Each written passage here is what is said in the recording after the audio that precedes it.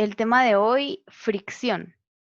Hay varias características de la fricción. La fricción es una fuerza, es paralela al plano en el que se está ocurriendo la fricción, es contraria, o sea, tiene un sentido opuesto al movimiento, y existen dos fuerzas de fricción, la estática y la cinética. ¿Pero qué es fricción? La fricción es la resistencia que tienen los materiales unos con otros para oponerse al movimiento, por eso dice que es contraria al movimiento. Ese rozamiento que existe entre dos materiales lo podemos ver de esta manera. Si yo tengo, por ejemplo, el suelo, microscópicamente puede ser un suelo muy alisado, pero microscópicamente el suelo va a ser, por ejemplo, de esta manera. Y yo quiero arrastrar o mover una caja en el suelo y va a tener microscópicamente también una superficie de esta manera. Por ejemplo, esto pues no lo miramos así tal cual, porque como les digo es microscópicamente, pero a la hora de moverse, por ejemplo, la caja hacia allá y el suelo estar aquí estable, existe una resistencia del suelo. Digamos que, por decirlo así, estos valles que vemos acá se chocan con estos otros valles que tenemos del suelo y entonces existe ahí una oposición, no deja, digamos, que pase así tan fácilmente. Digamos que eso es la fricción. Existe, digamos, fricción no solo cuando hay movimiento, sino, por ejemplo, tenemos una rampa o tenemos una tabla inclinada y colocamos una caja. Si esa caja tiene una masa M, por ejemplo, probablemente no se va a mover hacia abajo, sino va a tener, eh, digamos, una resistencia, una fricción suficiente para que la caja se mantenga donde está, no se mueva. Pero si yo a la caja, por ejemplo, le agrego otra caja de masa M, puede que aquí exista un movimiento hacia abajo, porque estas dos masas fueron ya mayores a la fuerza de fricción, lo que provocó que ahora se vinieran para abajo estas dos y exista movimiento. Por lo tanto, existe una fuerza de fricción que se tiene que romper para que exista el movimiento. Y la fricción no desaparece, solo vamos a agregar más fuerza, lo voy a empujar más duro y ya desaparece la fricción. No, la fricción siempre está, porque si no existiría movimiento infinito. Y siempre hay fricción por más detallados que estén las superficies o más, por más que los queramos alisar, siempre va a haber fricción pequeña o más grande que va a impedir que el objeto que estamos analizando se mantenga en movimiento, porque yo voy a empujar una caja y logré moverla, pero si yo dejo de empujar la caja, no se va a quedar en movimiento para siempre, sino que la fricción nuevamente va a vencer esa fuerza y se va a quedar otra vez en reposo. Por lo tanto, siempre va a haber fricción, pero está la fricción estática, que es la que nos sirve para romper el reposo o arrancar, digamos, a un movimiento, y está la cinética, la cual se va a mantener, digamos, en paralelo al movimiento, ya existiendo un movimiento. Las condiciones cambian para una situación u otra, pero podemos estar hablando del mismo objeto, de la misma caja. Primero voy a utilizar 50 newtons para empezar a empujar la caja y luego que ya se empezó a mover, me doy cuenta que no necesito hacer tanta fuerza y puedo mantener una velocidad constante o una velocidad acelerada. Vamos a ver más adelante a qué nos referimos con todo esto. Primero vamos a ver cómo se define la fricción, la fuerza de fricción estática. Recordemos que la N es la normal que existe siempre perpendicular al plano, eso lo tenemos que recordar, es la fuerza normal. Puede estar también simbolizada con una N mayúscula, yo voy a utilizar esta N minúscula, al final solo depende de las variables que nosotros asignemos. Y aquí tenemos mu sub S, que es el coeficiente de fricción estática. un número regularmente pequeño, menor a 1, por el cual vamos a multiplicar a la normal. La normal la tenemos que encontrar. Y este número me va a indicar cuántas veces es la normal, la fuerza que necesito para romper el estado de reposo. O sea, cuántos newtons de fuerza, por ejemplo, utilizando ese sistema, voy a necesitar para que la caja deje de estar quieta y yo la empiece a mover. Pero como les digo, no siempre va a ser así. Posteriormente podemos utilizar una fuerza menor para mantenerle en movimiento, porque digamos lo más difícil siempre es empezar. Empujar la caja es como al inicio lo más difícil y ya que logré moverla, ya puedo hacer una fuerza menor. Y para eso está la fuerza de fricción estática, que también tiene un coeficiente de fricción estática, pero si se dan cuenta, es casi la misma ecuación. Esta sigue siendo la normal, que les dije que es perpendicular al plano. Esto hay que recordarlo siempre, no tenemos que olvidarlo. Y con estas condiciones nosotros vamos a poder resolver ahora nuestros problemas cuando ya hay movimiento. Los anteriores que habíamos resuelto eran, pues les digo, sistemas en equilibrio. Esto también está en equilibrio, pero ahora con movimiento. ¿Qué son las cosas clave que tenemos que recordar o interpretar o extraer de los problemas? Primero, que la fuerza de fricción estática va a romper el reposo.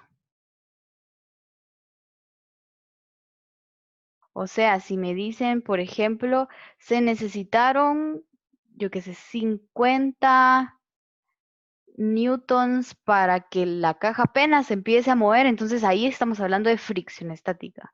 O para que se empiece a mover, cuando me dicen empiece a moverse o el objeto eh, pues deja su estado de reposo, por ejemplo, todo eso, esas cosas que a mí me dicen en el problema, se están refiriendo a la fuerza de fricción estática. Ahora sí me dicen, por ejemplo,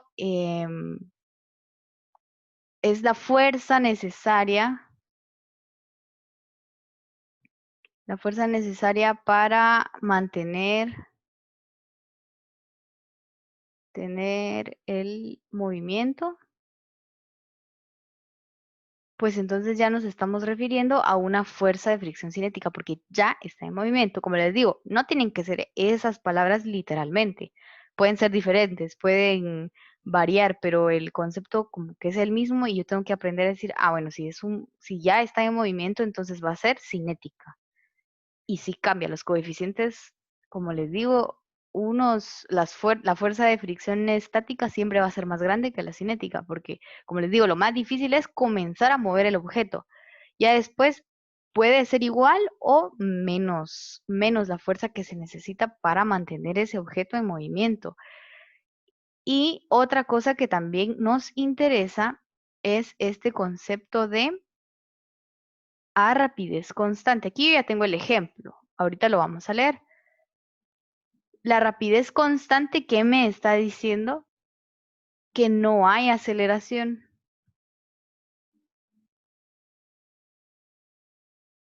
¿Por qué no hay aceleración o cómo puedo yo determinar que no hay aceleración? Porque si la si la velocidad se mantiene, no es una velocidad, digamos, en un ratito es menos velocidad, en otro momento está más rápido, el objeto se mueve más rápido. Si se mantiene a una misma velocidad, significa que la aceleración es cero. Por lo tanto, vamos a seguir con las sumatorias de fuerzas en X y la sumatoria de fuerzas en Y igual a cero. Nos vamos a mantener con estas que ya conocemos. Más adelante veremos en qué otro caso podemos utilizar alguna otra igualdad. El ejemplo 1 dice, ¿qué fuerza T en un ángulo de 30 grados por encima de la horizontal se requiere para arrastrar una caja de 40 newtons a la derecha a rapidez constante si el coeficiente de fricción cinética es de 0.2? Va. Primero tengo que entonces poner los datos que me están dando. Datos. La T me están diciendo que no la conozco, pero se encuentra a un ángulo de 30 grados con respecto a la horizontal, o sea, son 30 grados positivos. Y dice que, que se requiere una caja de 40 newtons, ¿verdad? Entonces el peso de la caja es de 40 newtons. Me están diciendo una caja de 40 newtons. También me están diciendo a rapidez constante, por lo tanto mis condiciones de equilibrio van a seguir siendo las que hemos trabajado hasta el momento, no vamos a cambiar nada. Todas las fuerzas y componentes en X se van a sumar para ser igual a 0, al igual que todas las fuerzas y componentes que tenemos en el eje Y.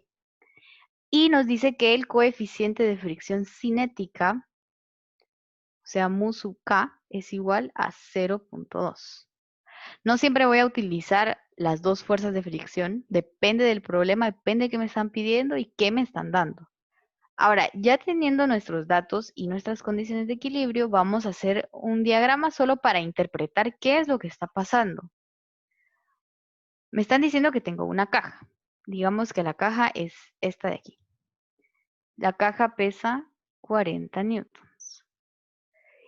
Y yo quiero mover esa caja hacia la derecha con una inclinación o una fuerza inclinada a 30 grados sobre la horizontal. La horizontal la voy a poner de este color solo para guiarme, no necesariamente la tengo que dibujar, pero es para darnos una idea. Digamos, yo puedo estar jalando con una cuerda, como eso no me lo dicen, puede ser que la caja tenga aquí una varilla para ser jalada, puede ser. Pero por el momento no me interesa, sino que sé que esta es una fuerza T de tensión porque estoy jalando hacia afuera del objeto. Y esto es lo que está pasando. No me están diciendo aquí para romper el estado de reposo, no me están diciendo nada, sino que yo voy a asumir que esto ya se está moviendo. O sea, hay un movimiento hacia la derecha porque hacia allá estoy yo ejerciendo la fuerza. Entonces, ¿qué va a pasar? Que se va a mover hacia la derecha la caja. Y a su vez, puedo decir que esto pues tiene una fricción con la superficie, que siempre va a haber fricción, unas veces las vamos a considerar, otras no. Y en este caso, pues, como de eso se trata el problema, sí la vamos a considerar. Digamos que eso es lo que está pasando. Se está moviendo hacia allá porque yo estoy jalando la caja para la derecha. Pero ¿qué fuerza tengo que ejercer yo sobre, por ejemplo, esta cuerda? Eh, ¿Cuál va a ser la tensión? Pues no la conozco. Esto es lo que yo quiero encontrar. ¿Qué fuerza tengo que aplicar para que esa caja se mueva utilizando las condiciones que ya me están dando? Bueno, ahora lo que voy a pasar a hacer es mi diagrama de cuerpo libre. Acá tenemos que tener en cuenta algo. Esto solo es un diagrama que a mí me sirve para entender qué está pasando, pero esto no es un diagrama de cuerpo libre. Y yo voy a utilizar todos los diagramas de cuerpo libre que sean necesarios para poder ordenar los datos que me están dando. En este caso solo voy a utilizar un coeficiente de fricción, que sería el cinético. Pero si a mí me están dando otras condiciones del mismo objeto, puedo utilizar otro diagrama de cuerpo libre para las condiciones en reposo. Antes de que se mueva, cuál es el coeficiente de fricción, cuánta fuerza necesito para empezar a moverlo. Y otro que sería, digamos, el que vamos a hacer ahorita, es cuando ya se está moviendo, que es básicamente lo mismo, ordenar los datos que tenemos, pero que sepan que no necesariamente tiene que ser todo en un mismo diagrama, sino que si necesitan los dos diagramas, pueden utilizar dos diagramas de cuerpo libre. Muy bien, voy a ubicar entonces los datos. Esto es una Y, esto es una X. Aquí va a estar menos X y menos Y. Recuerden que esto pues se extiende hasta el infinito. Vaya, ¿qué voy a hacer entonces ahora? Ubicar cada una de las fuerzas que yo tengo pues en este sistema, que están actuando en este sistema. Primero voy a colocar mi primera fuerza, que sería la que quiero encontrar. que es la fuerza de tensión. Recordemos que mi 0,0, mi origen, lo voy a colocar en el centro del, digamos, de la caja. Pero la caja, el tamaño ahorita, pues no me importa. Entonces es lo que voy a colocar aquí, ¿ve? Es como que esa caja fuera ahora más pequeñita, aunque la masa y el peso se conserva, ¿verdad? No voy a dibujar aquí la caja. Lo que sí voy a dibujar es el peso como otro vector que va hacia abajo. Este es W si lo conozco, sabemos que son 40 newtons. Entonces, hasta aquí es bien parecido a como ya lo hemos estado trabajando. Y ahora voy a poner una fuerza más que en los ejercicios anteriores no habíamos estado considerando, que es la fuerza de fricción cinética, F sub K. Cinética porque esto ya se está moviendo. Y por último, ahora sí, vamos a poner la fuerza normal con este color, que sabemos que es perpendicular a la superficie, o sea, tiene 90 grados con respecto a la superficie. En este caso, la superficie pues es completamente horizontal, por lo tanto va a estar en el eje Y positivo.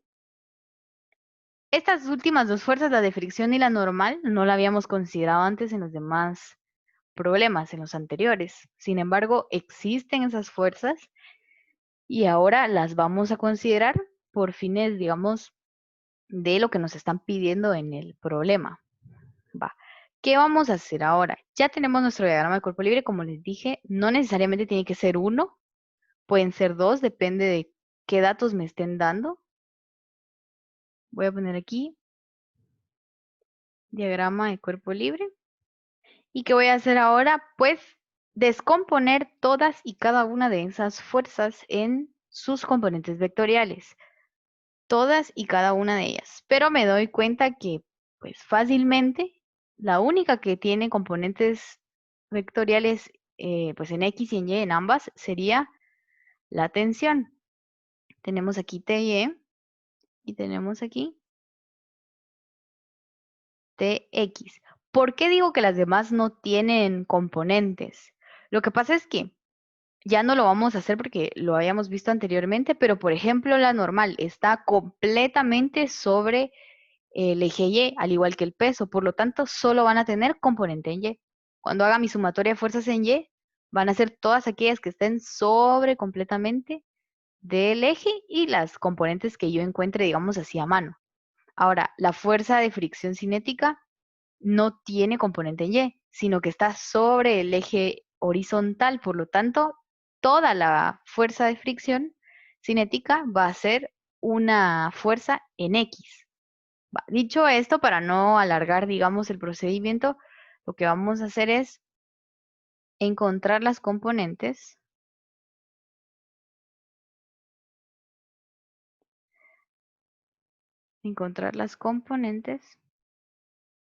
en X. Como les dije, en este caso solo vamos a encontrar, aquí se me olvidó algo importante y es colocar aquí los 30 grados, ¿verdad?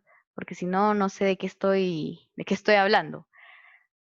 Ya sabemos cómo encontrar T sub X, sabemos que es T en el caso de un plano convencional por el coseno de teta. ¿Quién es T? Pues no la conozco, T no la conozco, pero teta sí, sé que son 30 grados. Por lo tanto, Tx va a ser igual a T por el coseno de 30. ¿Será que puedo seguir avanzando aquí y sustituir T? No, porque es lo que quiero encontrar. Entonces no lo conozco. Voy a seguir entonces con las componentes en Y. Todo esto, recuérdense que todo esto que estoy haciendo ahorita solo es de la tensión, porque es la única que necesita que hallemos sus componentes. De las demás, las componentes, digamos, están implícitas ya en la información que me están dando. Ahora TY es igual, lo mismo T, pero ahora como es en Y, es en el seno de 30 grados. Lo voy a dejar, o voy a permítanme un segundo. Voy a dejarlo aquí en función de... Permítanme.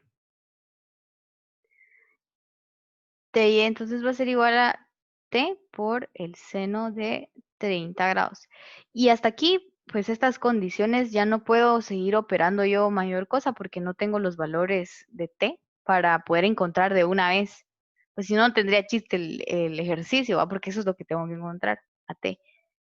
Ahora sí, voy a ir con mis condiciones de equilibrio que ya conozco.